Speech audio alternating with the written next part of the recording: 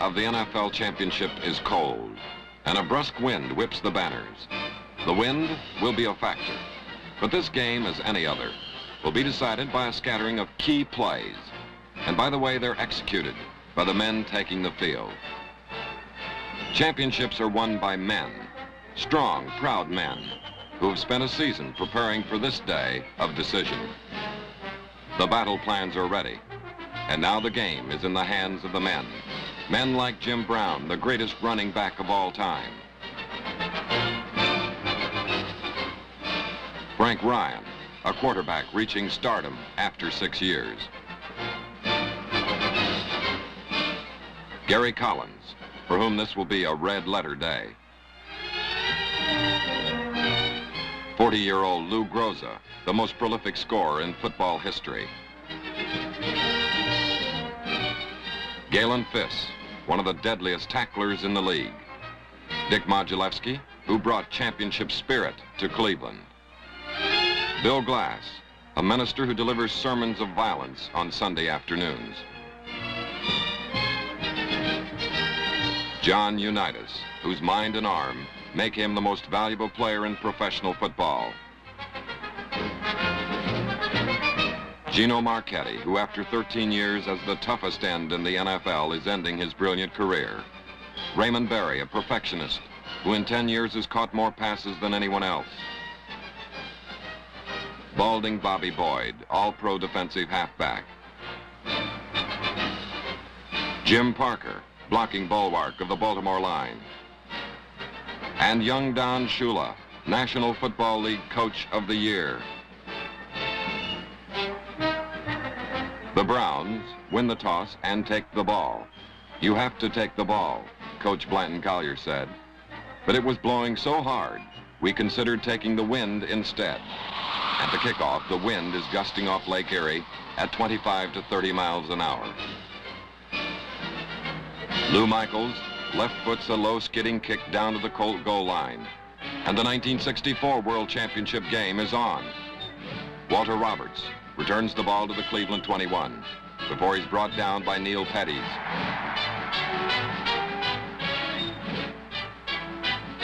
Establishing a running attack early, Frank Ryan hands to Jim Brown, who slants off left tackle behind strong blocks by Green, Warfield, and Brewer. Brown, the ball carrier, tackled by Shinnick. Official time for measurement. It's a first down for Cleveland.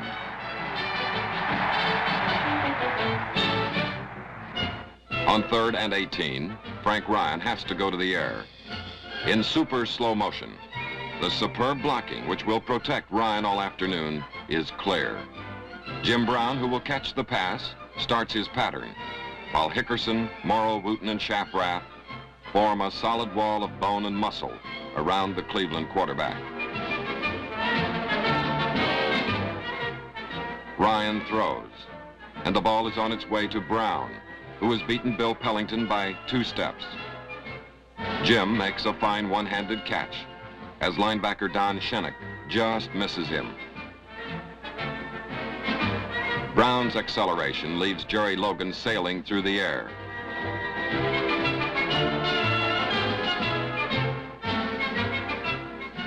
Jim cuts sharply to his left behind Paul Warfield's block on Lenny Lyles.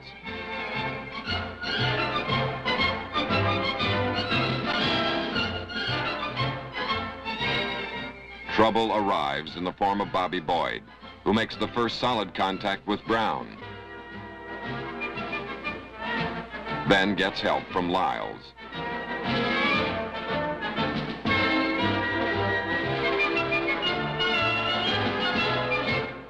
It looks as though the two Colts are making a serious attempt to disjoint the big Cleveland fullback, but the durable Brown is none the worse for the wear.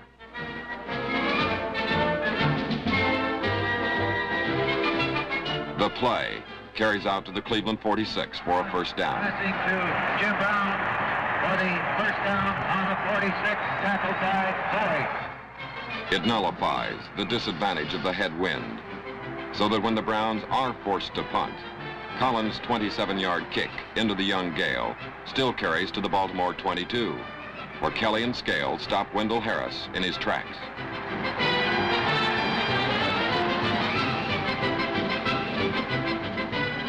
Cleveland coach Blanton Collier welcomes his punting unit back to the bench. Now it's the Colts' turn. Lenny Moore breaks off right tackle and gains 15 yards before being ridden down by Larry Benz and the hard-pursuing Jim Kanicki. Unitas drops back to pass, finds his primary receiver covered and is forced to run.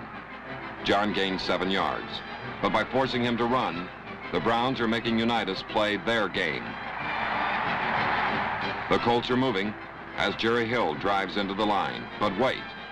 The end zone camera shows that he has fumbled. The ball is recovered by Dick Modulewski. The Browns have possession at midfield, and the favorable position again negates the disadvantage of the wind in their face. The Browns have moved to the Baltimore 34 as Ryan passes. He is short of Paul Warfield. Don Shenick intercepts and returns to the Baltimore 24-yard line. Ryan's pass intercepted by Shenick. That same play, from another angle, shows that Ryan's protection is good. His pass is not hurried, but is held up by the wind, allowing Shenick to cut in front of the stumbling Warfield. Frank Ryan hustles to assist Warfield on the tackle. Don Shula, a defensive specialist, appreciates the value of this key interception, which interrupts the Browns' momentum. With a first down at the Colt 36, Unitas hits his favorite receiver, Raymond Berry. Berry fakes by Walter Beach and lopes to the Cleveland 41 before he's spun down by Ross Fichtner. The Colts are on the move, but even in success, there are warnings of trouble. Again, the superb Brown defense forces Unitas to run, and although he gains 16 yards, Unitas is much more dangerous throwing than he is running. The quarter ends and the Colts lose the advantage of the wind without having scored. The Colt drive dies on the 19, where Michaels sets to attempt a field goal. He never gets a chance as Bob Boyd fumbles the snapback and attempts to run.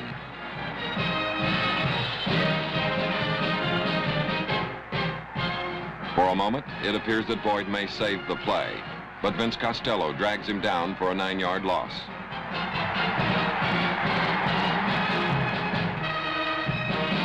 The wind was a factor in this fumble, as the end zone camera will show. As Boyd reaches for the ball, it's blown up and to the right, just far enough so that he can't hold it. This play denies Baltimore a score and gives Cleveland a big lift.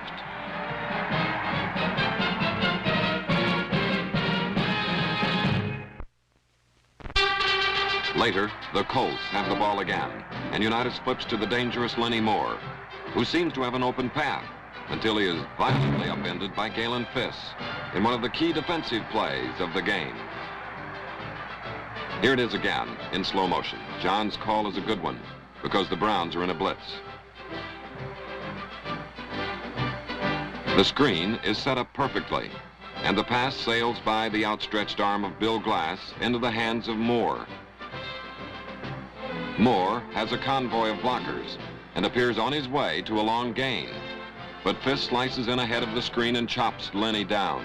It was a daring gamble by Fiss, one of the heroes of the Cleveland defense. The ubiquitous Mr. Fiss slams Unitas to the ground a split second too late as Johnny completes an 11-yarder to Berry. The play carries to the Colt 32 as Baltimore begins to march. Unitas fades and finds Mackey open. Mackey is unable to hold the low pass, which is intercepted by Vince Costello at the Cleveland 29.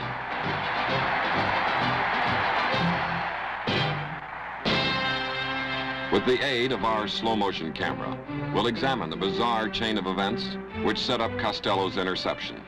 Normally, a low pass such as this, if missed, would fall harmlessly to the ground. Instead, the ball ricochets off Mackey's thigh high in the air. Despite heavy traffic, Costello plucks the ball from the air, and another Baltimore drive comes to an untimely end.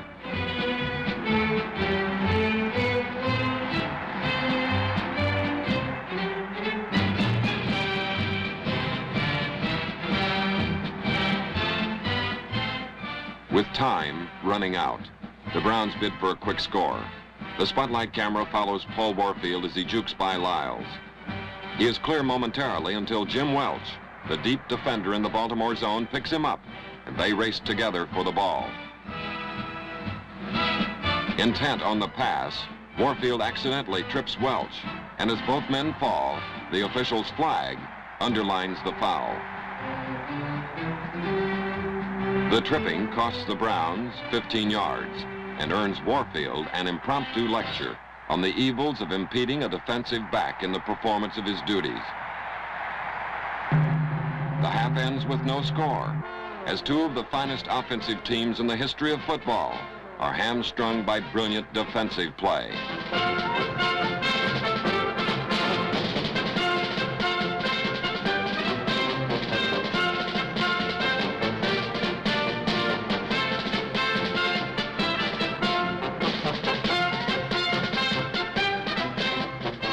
Loyal Baltimore fans are blissfully unaware of impending disaster.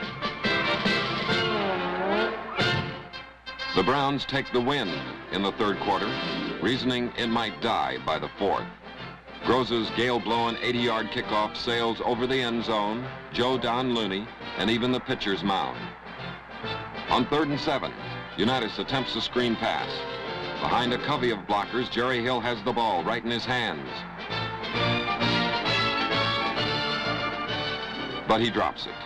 This was a significant play. A long gain appeared likely and would have bailed Baltimore out of trouble.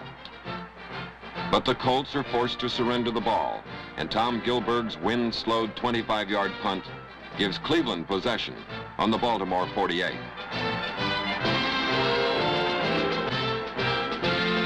Now the Browns begin to assume command. Ryan throws a screen pass to Jim Brown, who outflanks the Baltimore defense for a 15-yard gain.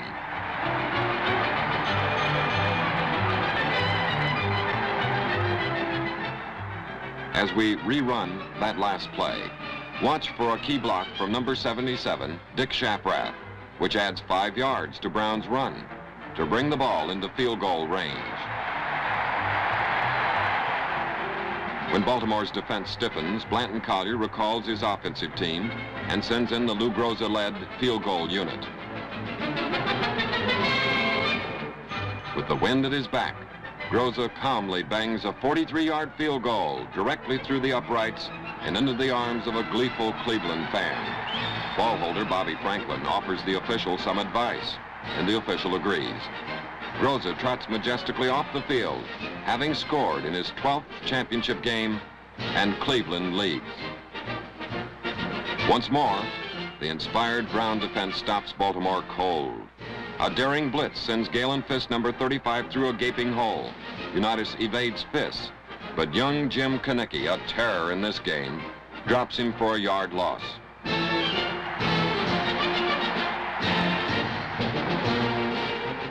Baltimore is forced to punt, much to the chagrin of coach Don Shula. Ryan has discovered that sweeps from his double wing set work well against Baltimore. Jim Brown is off and running. Picking his way beautifully, he seems for a moment to be in the clear until Jerry Logan catches him. Why this play worked is shown in slow motion. As the ball is snapped, linebacker Don Shennick, number 66, steps to the inside, leaving the corner unprotected. Warfield checks end Ordell Bracey. When Bracey recovers, number 48, Ernie Green, knocks him down, and the right side of the Colt defense is wiped out. Brown cuts inside Lyles, getting blocks from Shaprath, Wooten, Clark, and finally from Hickerson. The play carries for 46 yards all the way to the Baltimore 18.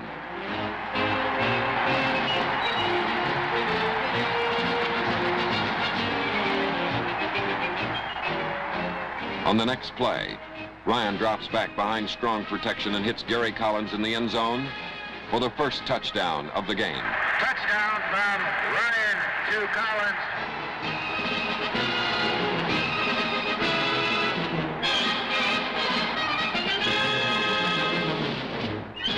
The slow motion camera shows that Ryan gets the ball away, just a step ahead of disaster. Although blocked by both Wooten and Brown, Fred Miller manages to get a hand on Ryan. He actually has a fistful of Ryan's jersey as the quarterback releases the ball. Collins makes a juggling catch between Welch and Boyd for a touchdown.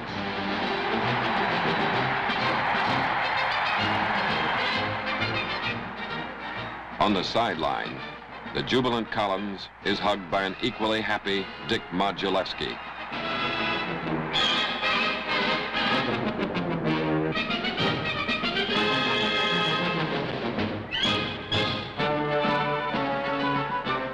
Lou Gross's kickoff soars to Tony Lorick in the end zone.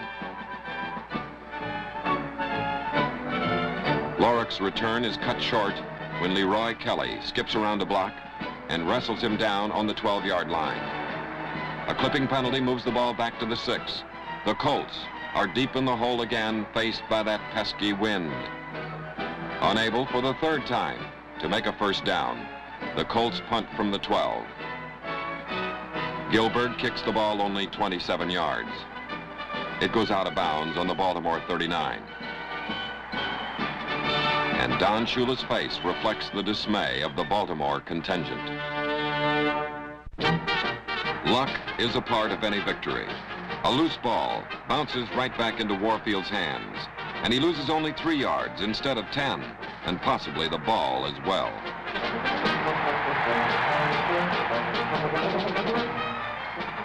It worked for a touchdown once, so Ryan calls that same post pattern to Collins. Strong protection gives him time to wait for Collins to clear, and the pass goes for a 42-yard touchdown. On that last play, watch Morrow and Clark double-team Marchetti at the top of the screen. As Collins cuts, Boyd falls, and Collins canters in for the touchdown. In just 8 minutes of the third quarter, the explosive Browns have scored 17 points.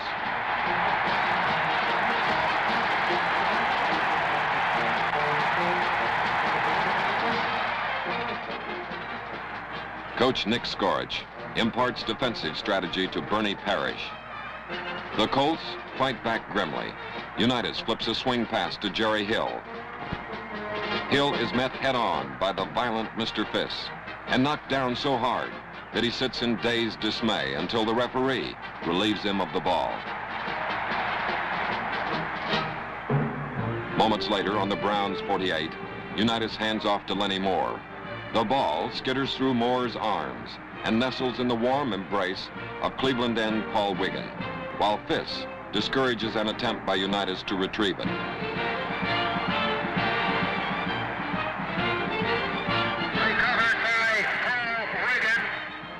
With victory virtually assured, it is a happy Cleveland bench which welcomes Wiggin as he abandons the field to the Browns' attacking force. Jim Brown demonstrates why he is considered the greatest running back of all time as he batters 23 yards to the Baltimore 14 before he's stopped by Fred Miller.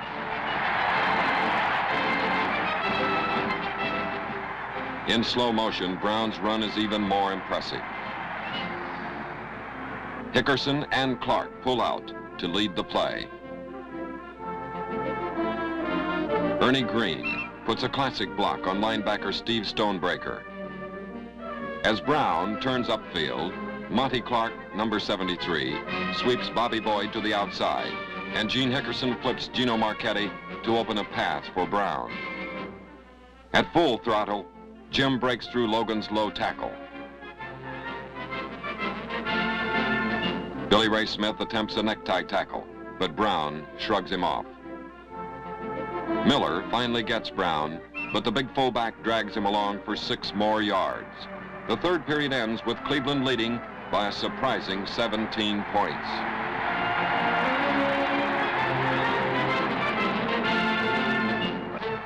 As the fourth period opens, Ryan turns to a different receiver, drilling Warfield on the Baltimore 1, where he is dragged down by Lyle. First and goal on the 1-yard line. Logically, Ryan sends Brown after the touchdown.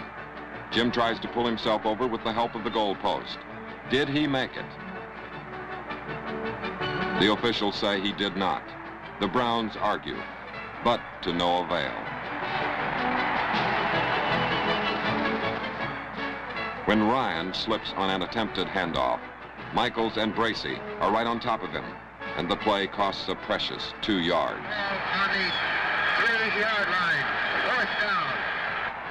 With Lou Groza on hand, a field goal from point-blank range is a certainty, even from an angle as sharp as this. Lou's perfect kick provides the standees with an excuse to warm themselves, with a small scrimmage of their own. It's Cleveland 20, Baltimore, amazingly, nothing. Watch number 69, Jim Kinnicky, spearhead the defense. He is hit by Szymanski. Then Jim Parker lends a block.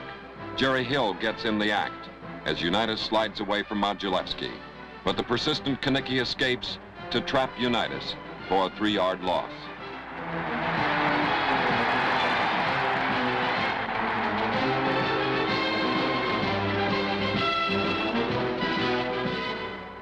The Colts are still dangerous as Unitas, behind good blocking, pinpoints Jimmy Orr on the Baltimore 42, where he's tackled by Parrish.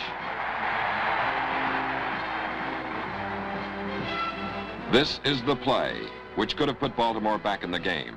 With plenty of time, Unitas throws long. Jimmy Orr makes a beautiful catch on the Cleveland 14. But wait a minute. The official signals that he caught it out of bounds. Did he? Look at that play again. The protection is perfect. And Unitas stands calmly in the pocket. Bombs away.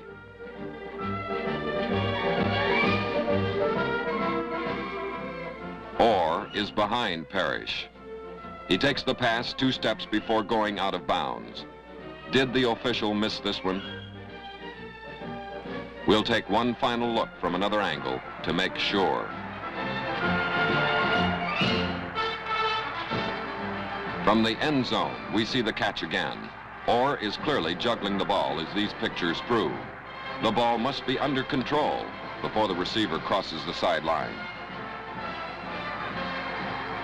The official was right.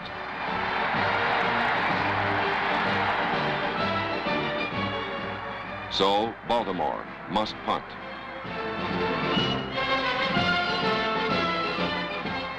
Walter Roberts shows why he is nicknamed the Flea as he threads his way out to the Cleveland 36 to give the Browns favorable field position again.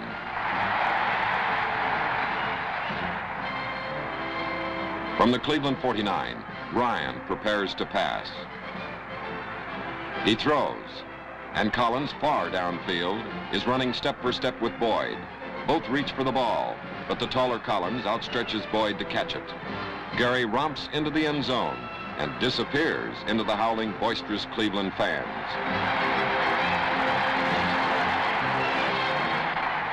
Rescued a few moments later, he is accompanied off the field by Frank Ryan after a friendly rumble with his well-wishers. A passer is only as good as his blockers. In slow motion, you can see the Colts are blitzing, with linebackers coming at Ryan. Green picks up Shennick, and Brown slows Stonebreaker, giving Ryan time to throw. Downfield, Boyd is tailing Collins closely, but the perfectly thrown pass comes in just over his desperate reach and just within the grasp of Collins, who takes the ball with Boyd's hand actually on it, breaks free, and goes in for the final touchdown.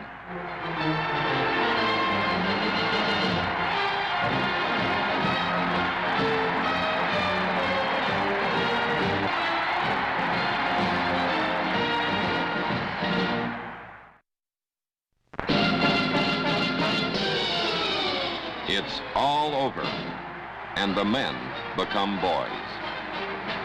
Fans stampede, and the goalposts disappear with a meaningless 26 seconds left to play.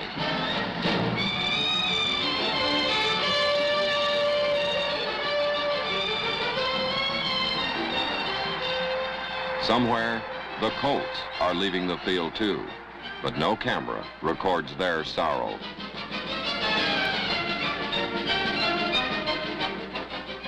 Happiness is a team called the Cleveland Browns.